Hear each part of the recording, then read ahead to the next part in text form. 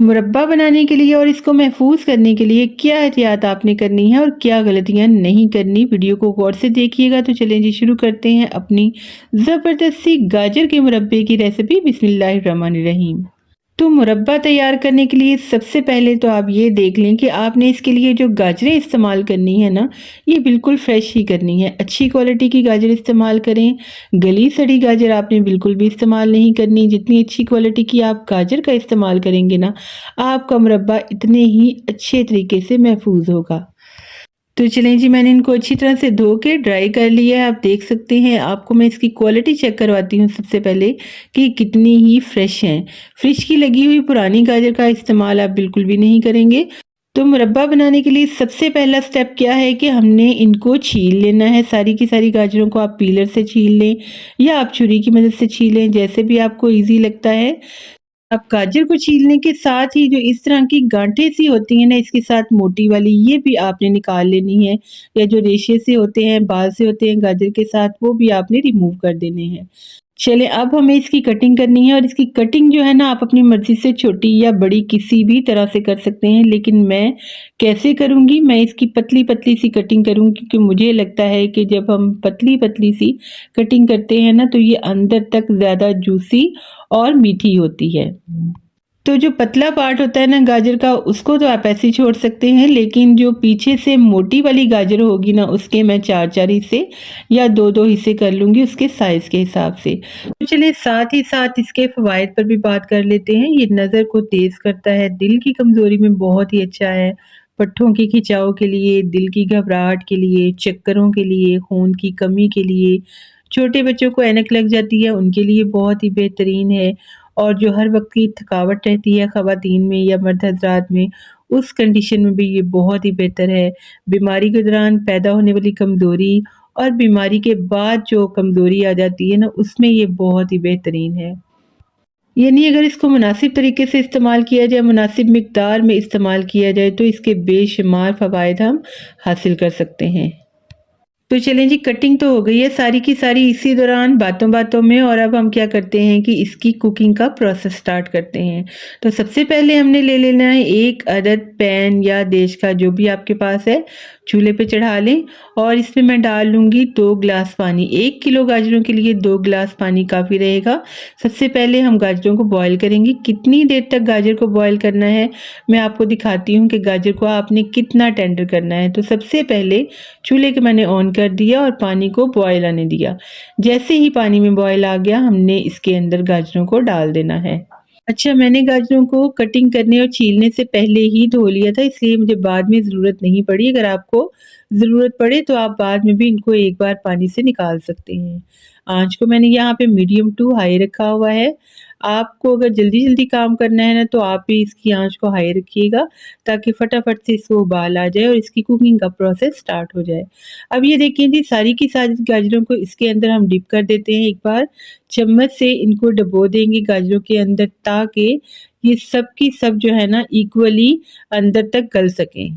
तो हल्का-हल्का सा पानी में उबाल आने लग गया है। अब मैं इनको ढक दूँगी और इतनी देर तक पकाऊँगी कि ये अंदर से अच्छी तरह से टेंडर हो जाएँ। तो कम से कम 15 से 20 मिनट जो है ना, इनको लगेंगे गलने में। हमने इनको इतना टेंडर करना है कि जब हम इनको चाशनी में भी पकाएँ, तो ये अंदर से टेंडर ही रहें, क्योंकि इन्होंने चाशनी के अंदर गलना नहीं है, ठीक है? हमने इनको पहले से इसीलिए गलाना है। अगर हम सख्त रखेंगे ना गाजर, तो आपका मुरब्बा भी सख्त रहेगा, इसलिए आपने यहाँ पे इस छोटी-सी बात का ख़्याल रखना है। तो तकरीबन 20 मिनट हो गए हैं। गाजरें मुझे बिल्कुल दिखने में लग रही हैं कि अच्छी-सी टेंडर हो चुकी हैं। मैं आपको दिखाती हूँ। तो चलें, एक बार इनको हिला लेते हैं, ताकि अच्छी तरह से गाजरें हमारी चेक हो जाएँ कि क्या ये नीचे तक अच्छे से टेंडर हो चुकी हैं। किसी छुरी की मदद से या फ़ोर्क की मदद से आप इनको चेक करें। तो ये देखें, फ़ोर्क में इसके अंदर डालूँगी ना, तो बहुत ही आसानी से डल जाएगा, जैसे हम गाजरों को सालन वगैरह में कुक करते हैं ना, इस तरह से। लेकिन आपने बस ओवर कुक नहीं करना। ओवर कुक करेंगे ना, तो आपकी गाजरें मुरब्बे के अंदर घुल जाएँगी। तो बस ये देखें जी, हाथ के साथ भी मैंने इनको चेक कर लिया। हाथ से तोड़ूँगी तो ये अच्छे से टूट जाएगी। तो ये बहुत ही हमारी रेडी हो चुकी हैं, अच्छी-सी बॉयल हो के गाजरें। अब हमने क्या करना है कि इन गाजरों को निकाल लेना है और निकाल के आप किसी प्लेट में डाल लें। सुराखों वाला चम्मच लेंगे तो इसके साथ सारा का सारा एक्स्ट्रा पानी निकल जाएगा। और जब हम इनको निकाल लेंगे तो उसके बाद आपने क्या करना है, गौर से देखिएगा। इस तरह से इसकी चाश तैयार करेंगे कि गाजर हमारी इसके अंदर लंबे अरसे तक महफूज करे। क्या एहतियात करेंगे और क्या गलती नहीं करेंगे, आपने वीडियो को स्किप नहीं करना और बहुत ही ख्याल से देखना है। तो चलें, गाजरें मैंने निकाल ली सारी की सारी। 2 ग्लास पानी मैंने आपके सामने ऐड किया था इनको बॉईल करने के लिए, जो कम होके 1 गिलास रह गया है। चूल्हे को मैंने बंद नहीं किया, चूल्हा हमारा ऑन ही है। और अब इस 1 गिलास के अंदर हम डाल लेंगे आधा किलो चीनी। आप 1 किलो गाजरों में आधा किलो से 700 ग्राम तक चीनी का इस्तेमाल भी कर सकते हैं। जितना भी आपको शीरा पसंद हो आप इसमें बना सकते हैं। और अगर आपका ये शीरा बच भी जाए ना, यानी आपकी गाजरें इस्तेमाल हो जाएँ, आप मुरब्बा खा लें उसमें से, तो आपका शीरा ये ख़राब नहीं होगा, बिल्कुल सही रहेगा। आप इसमें फिर से गाजर का मुरब्बा बना सकते हैं। किस तरह से, ये भी आपको चलते-चलते बताती जाऊँगी। तो चीनी को हमने अच्छी तरह से मेल्ट करना है और इसको इतना पका लेना है आपने 5-6 मिनट कि ये गाढ़ा सा शीरा तैयार हो जाए। मैं इसको चम्मच से उठा रही हूँ तो आप देख सकते हैं, गौर करें कि ये तार की सूरत में नीचे गिरा है, यानी ये गाढ़ा है, अच्छा तार वाला शीरा हमारा तैयार हो गया है। तो चलिए अब क्या करेंगे कि गाजर के मुरब्बे को ज़रा खुशबूदार सा बनाने के लिए ना, और इसके फ़वाइद को बढ़ाने के लिए दालचीनी के 2-3 टुकड़े इसमें डाल देंगे। इसके साथ एक तो ये खुशबूदार हो जाएगा, दूसरा दालचीनी आपको पता है कितनी ही फ़ायदेमंद है। अब हमने क्या करना है कि गाजरें सारी की सारी इसके अंदर डाल देनी है। और जब हम गाजरें डालेंगे ना तो आप देखेंगे कि गाजरें जो है ना एक बार फिर से अपना पानी छोड़ेंगी और ये शीरा फिर से पतला हो जाएगा। अब इस पतले शीरे के अंदर आपने इनको 5 से 7 मिनट तक पका लेना है, ताकि ये अंदर तक अच्छी तरह से सॉफ्ट भी हो जाएं, शीरे के साथ मीठी हो जाएं, टेंडर हो जाएं। अगर हम इनको पतले शीरे के अंदर नहीं पकाएंगे ना तो ये सख्त हो जाएंगी। अच्छा, अब ये मेरे पास बचा हुआ पहले का शीरा पड़ा था, जो मैंने तकरीबन 1 माह पहले बिल्कुल स्टार्ट सीज़न में गाजर का मुरब्बा बनाया था, उसमें से बचा हुआ ये मैं इसके अंदर डाल दूंगी। इसीलिए मैंने 500 ग्राम चीनी शामिल की थी। तो इस तरह से आप बचे हुए शीरे को फिर से काम में ला सकते हैं, आपका शीरा बिल्कुल भी ज़ाया नहीं जाएगा। अच्छा, अब ये गाजर को पकते हुए ना तकरीबन 4-5 मिनट हो गए हैं। आप देख सकते हैं कि इसका शीरा जो है ना ये पतला होना शुरू हो गया। पहले गाढ़ा था जब हमने गाजरें डाली थी, और अब ये पतला होना शुरू हो गया क्योंकि गाजरों ने अपना भी पानी छोड़ा है। इस तरीके से कुकिंग का प्रोसेस करने का मकसद ये है कि कभी-कभी ऐसा होता है कि हम गाजर का मुरब्बा या सेब का मुरब्बा बनाकर रख देते हैं और अगले दिन गाजरें पानी छोड़ देती हैं। तो उस तरह से आपका गाजर का मुरब्बा या आपका सेब का जो भी आप मुरब्बा बना रहे हैं ना वो ख़राब हो सकता है। अब ये देखिए, गाजरों ने जितना पानी छोड़ना था ना इस पॉइंट पे छोड़ दिया है। अब हम क्या करेंगे कि गाजर हमारी चूँकि टेंडर हो चुकी है अच्छे से पहले से, और अब ये मीठी भी हो चुकी है, लेकिन इसके अंदर शीरा क्योंकि ज़्यादा है और अभी ये काफ़ी पतला है। अब हमने यहाँ से गाजरों को एक बार फिर से निकाल देना है। थोड़ी देर हमने इनको ढककर भी पकाया। आप देख सकते हैं कि गाजरों ने कितना ही पानी छोड़ा है। हमने क्या करना है कि गाजरों को निकाल देंगे एक बार और शीरे को इस तरह से पका लेंगे गाजर के बगैर ही कि ये अच्छी तरह से फिर से गाढ़ा हो जाए और एक तार का अच्छा सा शीरा तैयार हो जाए। बस इसी बात का आपने इस पॉइंट पे ख्याल रखना है। अगर आपका शीरा अच्छा नहीं बनेगा ना तो आपका गाजर का मुरब्बा भी समझ लें अच्छा नहीं बनेगा, ये चंद दिन में ही ख़राब हो जाएगा। गाजरों को मैंने निकाल लिया ताकि एक्स्ट्रा कुक ना हो, एक्स्ट्रा टेंडर ना हो, वरना घुल भी सकती हैं। और शीरे को फिर से मैंने 5-7 मिनट के लिए पका लिया और अब ये देखिए शीरा कैसा ही ज़बरदस्त एक तार वाला बन के तैयार हुआ है। देखें कैसे ड्रॉप की सूरत में ये नीचे गिर रहा है ना, बस इसी तरह का हमें चाहिए। ये बहुत ही ज़बरदस्त सा हमारा शीरा रेडी है। शीरा रेडी करने के बाद हमने इसके अंदर 1-2 चीज़ें ऐड करनी है। सबसे पहले ये है मेरे पास लेमन। इसका फ़ायदा ये होगा कि इसके साथ दोबारा से शीरा जमेगा नहीं, यानी इसके अंदर चीनी नहीं बनेगी, क्रिस्टलाइजेशन नहीं होगी।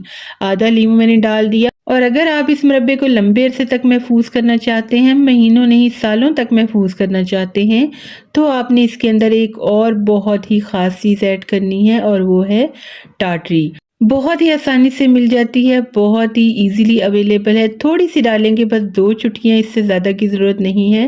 टाटरी मुरब्बे को लंबे अरसे तक ख़राब होने से महफूज़ रखेगी और इसकी सेहत को बरकरार रखेगी।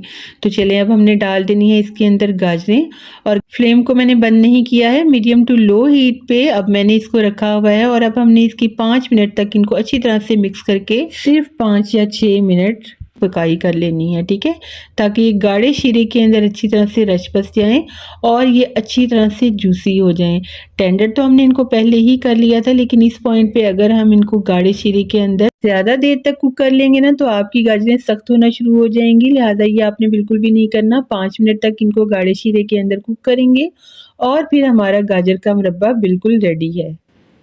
और अब आप देखेंगे ना, तो आपका शीरा वैसे का वैसा ही है, बिल्कुल भी ये दोबारा से पतला नहीं होगा। आप इसको जितना चाहे लंबे अरसे तक रखें, आपका शीरा भी ज़बरदस्त रहेगा और आपकी गाजरें भी सही रहेंगी। मुरब्बा हमारा बिल्कुल तैयार है, फ्लेम को मैंने ऑफ कर दिया है और अब मैं आपको दिखाती हूँ इसकी लुक और इसकी शाइनिंग चेक करें। लेमन के साथ और टार्टरी के साथ इस मुरब्बे के अंदर शाइन भी आएगी और इसकी खूबसूरती में भी इज़ाफ़ा होगा। तो माशाल्लाह से चेक करें ये कैसी ही ज़बरदस्त लग रही हैं। पढ़ने वाले बच्चों के लिए ये बहुत ही अच्छी चीज़ है। बैठे-बैठे आपका कुछ मीठा खाने को दिल चाहे तो आप 1-2 गाजरें लेके खा सकते हैं, आपकी मीठे की क्रेविंग भी पूरी हो जाएगी। कुछ बच्चे ऐसे होते हैं जो कमज़ोर होते हैं या थोड़ी देर पढ़ते हैं तो वो थक जाते हैं, खेल-कूद के थक जाते हैं, उनके लिए भी बहुत ही बेहतरीन चीज़ है। तो चलिए मैंने मुरब्बा बनाने की तमाम एहतियातें तो आपको बता दी, लेकिन आपको महफूज़ करने का तरीका भी बताऊँगी कि आपको किस जार में इसको किस तरीके से महफूज़ करना है कि आपका मुरब्बा ख़राब नहीं होगा और लंबे अरसे तक चलेगा। तो जार आप शीशे का ले लें तो ज़्यादा बेहतर है या आप अच्छी क्वालिटी का प्लास्टिक ले लें। उसको आपने क्या करना है कि अच्छी तरह से धो के बिल्कुल ड्राई कर लेना है। बेहतर है कि आप इसको थोड़ी देर धूप में रख दें या आप इसको माइक्रो में रख के ना तकरीबन 50 सेकंड के लिए अच्छी तरह से इसको ड्राई कर लें, ताकि इसके अंदर किसी भी किस्म की किसी नमी का अंदेशा ना रहे। उसके बाद आपने जब भी मुरब्बा निकालना है ना जार में से, गीले चम्मच का इस्तेमाल आपने बिल्कुल भी नहीं करना, बिल्कुल ड्राई चम्मच एहतियात से लेंगे और उसके साथ निकालेंगे। ढक्कन लगाएँगे और इसको महफूज़ कर लेंगे। तो चलें जी, अब गाजरों का सीज़न है, अच्छी-अच्छी सी गाजरें आई हुई हैं मार्केट में फ्रेश-फ्रेश सी। आप इसको बनाएँ, महफूज़ करें और आप इसको अपने प्यारों को बनाकर गिफ्ट भी कर सकते हैं। बहुत ही अच्छी और फ़ायदेमंद चीज़ है। तो चलिए, अगर आपको हमारी आज की मज़ेदार सी ज़बरदस्त सी रेसिपी अच्छी लगी हो, तो फटाफट से हमारे चैनल को सब्सक्राइब करें, हमारी वीडियो को लाइक करें और इसे फ्रेंड्स एंड फैमिली में शेयर करें। और साथ वाले बेल आइकन के बटन को ज़रूर दबाएं ताकि हमारी मज़े-मज़े की रेसिपीज़ आपको देखने को मिलती रहें। तो बहुत शुक्रिया, अल्लाह हाफ़िज़।